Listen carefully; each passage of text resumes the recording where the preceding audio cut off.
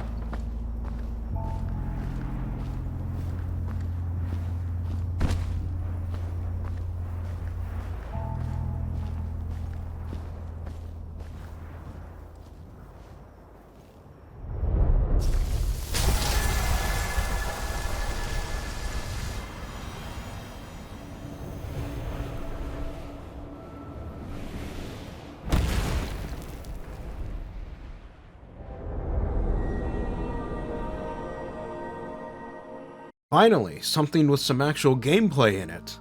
I remember checking this game out a few years ago when it first launched, but I never really got that deep into it. So now I'm going back to take a closer look at it and give you all my thoughts. I would have liked to keep this one in the back pocket for spooky season, but I've got a few others I could use for that, and nothing else is currently jumping at me right now, just begging to be reviewed. And hey, guess what? It's another game styled after a comic book, so I will be at least a little biased here, just putting that out there. This is Hellboy, Web of Wyrd.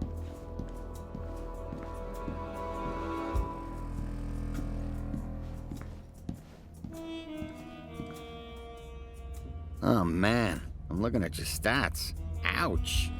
Ouch. Yeah, I haven't seen damage like that since the White Sox's disco demolition night. No idea what that is. Look it up. It's a hoot. But it's also bad. I'm saying your stats are bad. Well, thanks for the encouragement.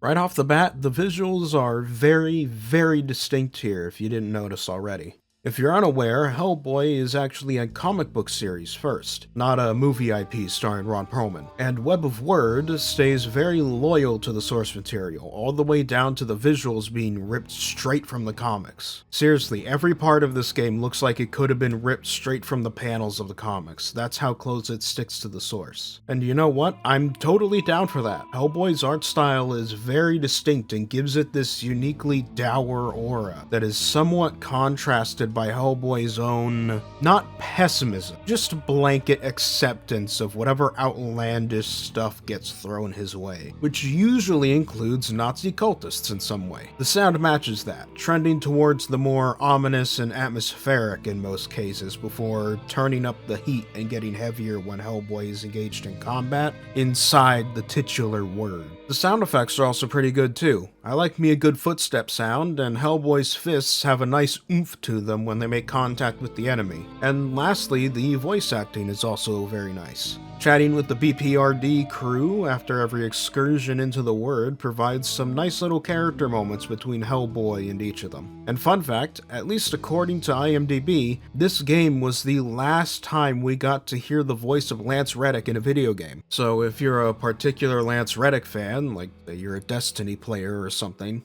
maybe you'll want to pick this up just for that. He does voice Hellboy himself after all. And on that note, what is Hellboy and the BPRD doing here anyway?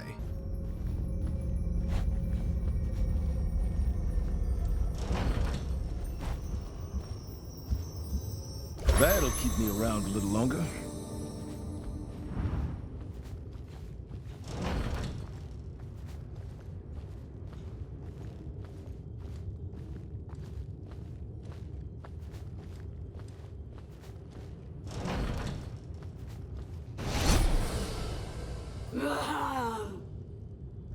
What?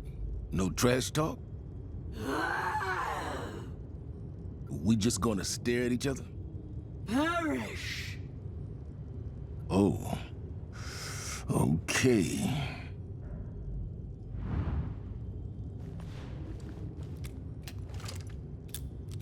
So, I don't know the Hellboy timeline that well, but Web of Wyrd is a little side story that takes place in 1982, and we know this much because news reaches the crew about the beginning of the Falklands War.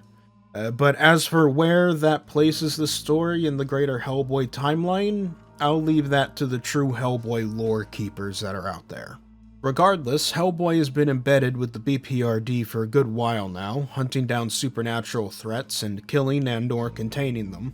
And this time, the crew is sent to a place called the Butterfly House, an isolated manor home, to rescue one of their agents known as Lucky, only to then reveal that there is far more going on here. Turns out, the proprietor of the house, a one Deneveux, has found some way to enter an alternate dimension called the Wyrd, a realm from ancient Norse mythology with connections to the Norse equivalent of the ancients, the Norns, the spinners of fate and reality, that kind of thing.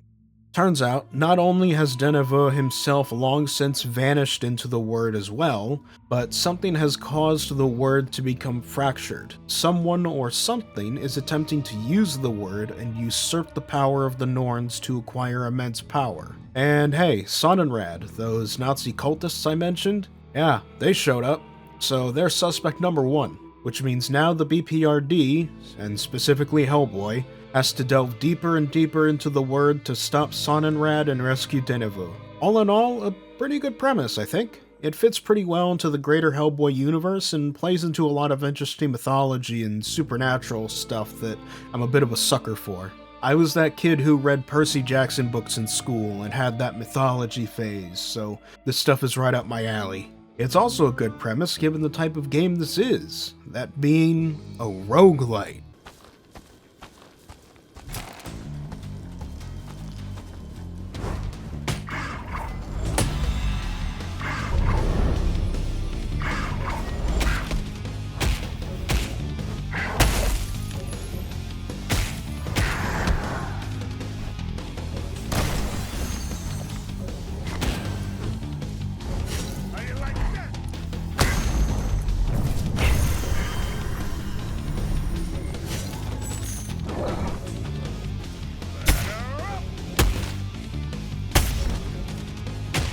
You heard me right, this game is a roguelite.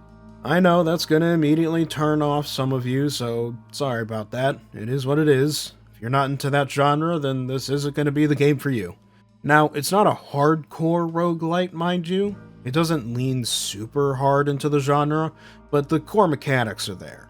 After an initial series of runs, you unlock about 4 or 5, depending on how much you count the tutorial, layers to the Wyrd, each one with its own theme and its own boss at the end. Initially, all you gotta do is beat the boss on whatever layer you've chosen, and then you've completed it and returned to the Butterfly House. However, once the story has progressed enough, it's revealed that you can actually delve deeper into each of those layers after killing the boss, creating an even greater gauntlet for you to fight through to progress the story. The thing I find interesting about it from a gameplay perspective is the fact that you can choose what layer of the Wyrd you want to go into. Normally in these types of games, you always start out at the same spot and have to pick forks in the road later. But this time, you can straight up choose a different starting location with its own enemies and, frankly, difficulty level, with things getting harder as you descend into further layers. Hellboy explores each layer equipped with his fists, a gun, and a charm. The gun and charm can take different forms, like a revolver, shotgun, grenade launcher, for the guns, or an herb, I think? A scarab and a dagger for the charm. The items change up the more intricate parts of your playstyle, although the core combat is mostly the same. It's a mildly Souls-esque system where you lock onto an enemy and have a little back and forth between trying to hit each other. The difference is that Hellboy isn't really the dodging kind of guy, so you're mostly trying to block and parry enemy attacks instead to break them and then build up meter for a big attack that'll put down most enemies pretty quick. It's a fun enough combat system in core loop, but my main complaint is that it doesn't seem to have too much depth and it doesn't diverge too far away from that. So after a while, unless you're really into it, it could become boring. But at the same time, it's providing you with exactly what it says it's going to provide you, so that's also kind of respectable.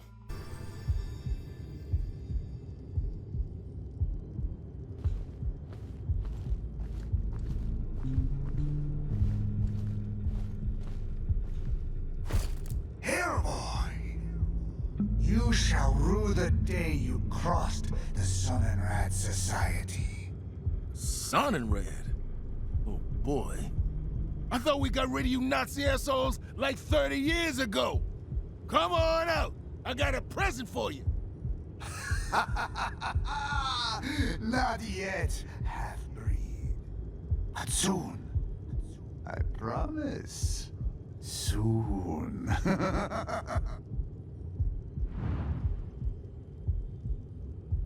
And that is Hellboy Web of Wyrd. I've been meaning to read through all of Hellboy. I have the comics, I just haven't gotten around to it lately. Who knows, there are probably little references here and there that I don't get because I haven't read it yet. So maybe more dedicated Hellboy fans will get more out of this than I did. But I still enjoyed myself when I play it, even if it's not for extended periods of time. This has been TheRatMan, and I will see you all later.